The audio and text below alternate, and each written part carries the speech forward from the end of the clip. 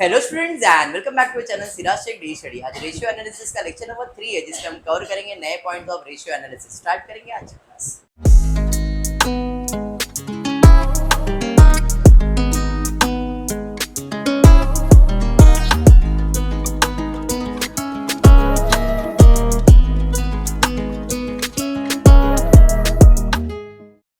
From the following particulars, prepare vertical balance sheet and calculate the following ratio. Once again, कितने ratio? वापस से 6 ratio ही पूछा गया।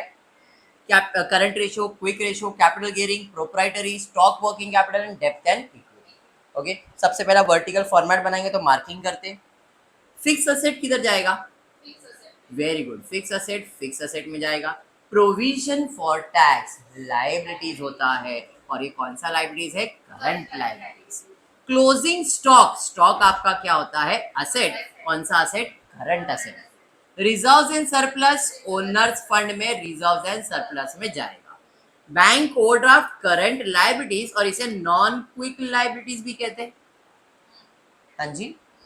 Bill receivable current asset, cash in hand current asset, creditors current liabilities, debtors current asset, debentures borrowed fund, preference share capital owner fund में share holder fund में जाएगा, equity shares owners fund में share holder fund में जाएगा। Marking clear है? चलिए फिर start करते हैं सॉल्व करना। हेडिंग लिखेंगे क्या? पैसा आएगा 1, उसे कहते हैं सोर्सेज ऑफ फंड। अब सोर्सेज ऑफ फंड में पहला हेडिंग क्या होता है? Own fund. तो heading number 1 own fund.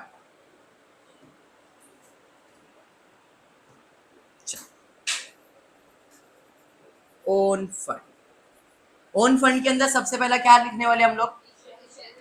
Own fund में सबसे पहला मैं लिखने वाला हूं a share holder fund. Share holder fund में क्या क्या आएगा? इक्विटी और प्रेफरेंस। पहला आएगा इक्विटी शेयर कैपिटल अकाउंट, बराबर है कितना है? 4 लाख, सॉरी 8 लाख। कौन से कॉलम में लिखूंगा मैं? First. Well, equity share capital 8 lakh first column में आ जाएगा। उसके बाद सेकेंड, इसके अंदर preference share capital. Preference share capital कितना है? Preference share 4 lakh. टोटल हो गया वेरी 12 लाख। ये हो गया total share holder fund 12 lakh. अब हेडिंग नंबर 2 आ जाएगा इसके अंदर क्या? Reserves and surplus. बी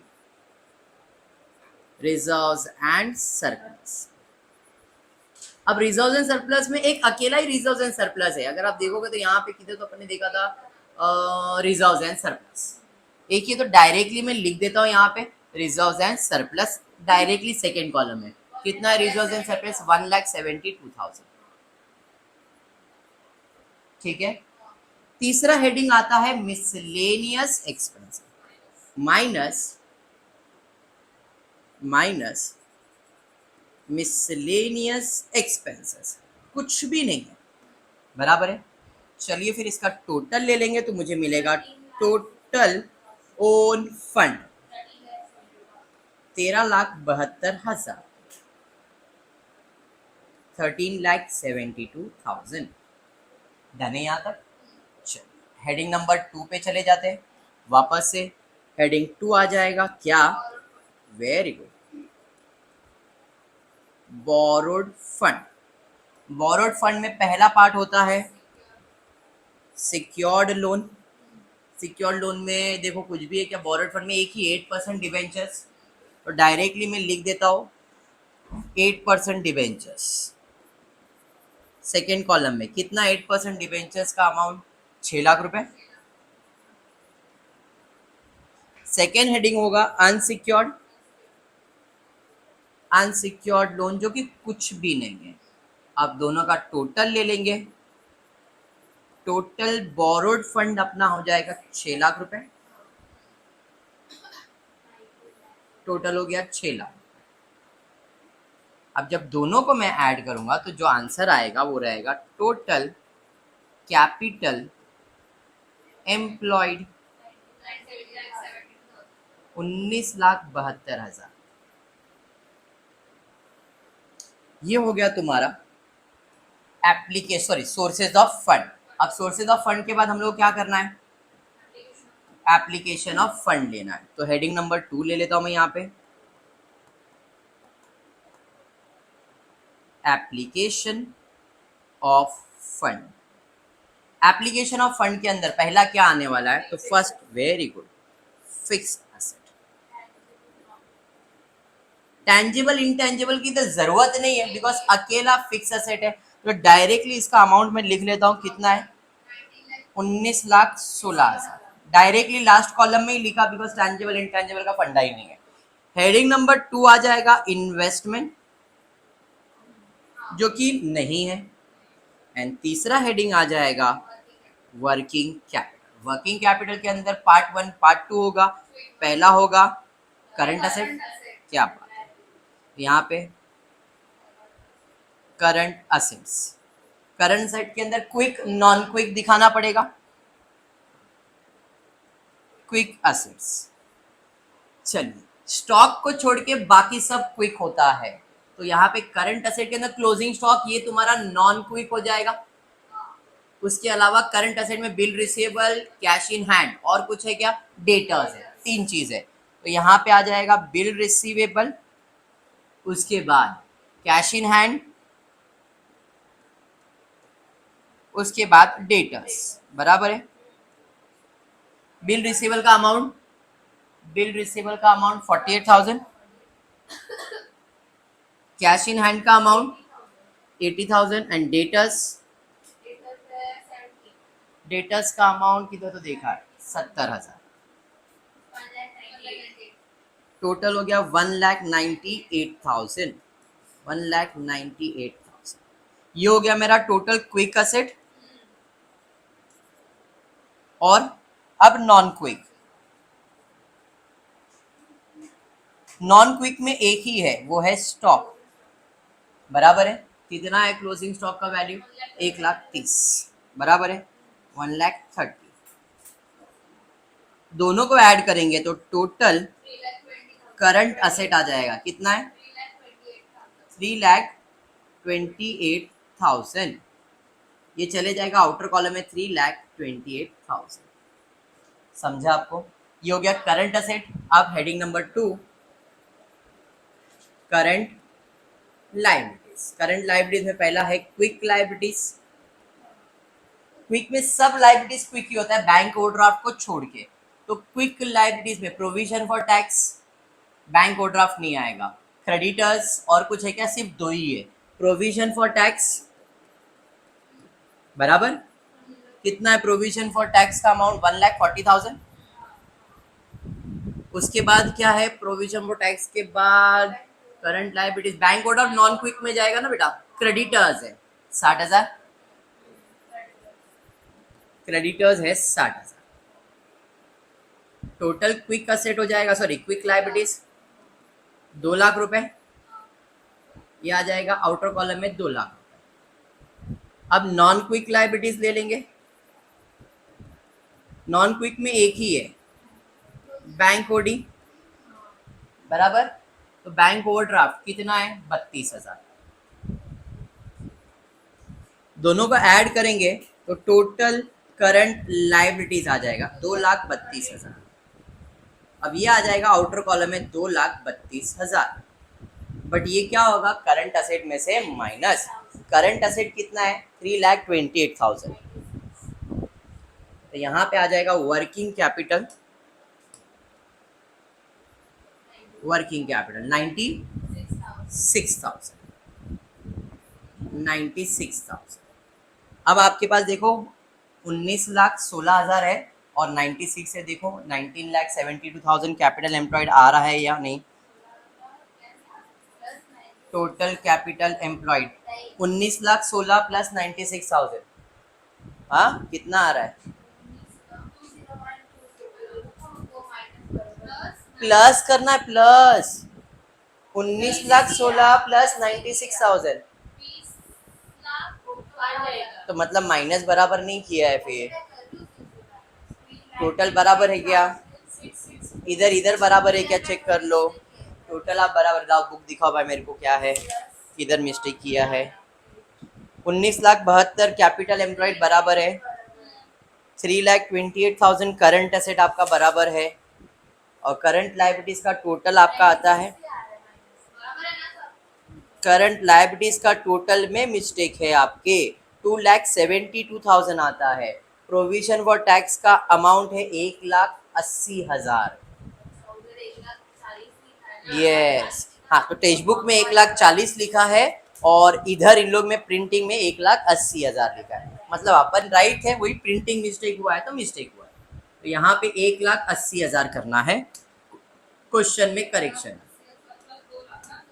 हाँ जी, 2 लाख क्यों करेंगे, 1,80,000 प्लस 40,000 करोगे तो आपको टोटल हो 40 नहीं 60,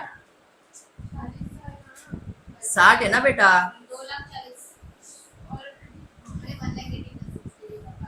यहाँ पे करेक्शन खाली यहाँ होने वाला है ना बेटा, मैं रब करके वापस से बता चल आ जाते फिर से, यहाँ पे आ जाएगा 2,40,000, वेरी गुड, 2,40,000 प्लस 32,000, 2,72,000, 2,72,000, ये हो गया करंट लायबिलिटीज, माइनस करोगे करंट असेट, करंट असेट कितना है 3,28,000 माइनस 3, तो ये आपको आंसर दे रहा है वर्किंग कैपिटल का 56,000 बराबर है।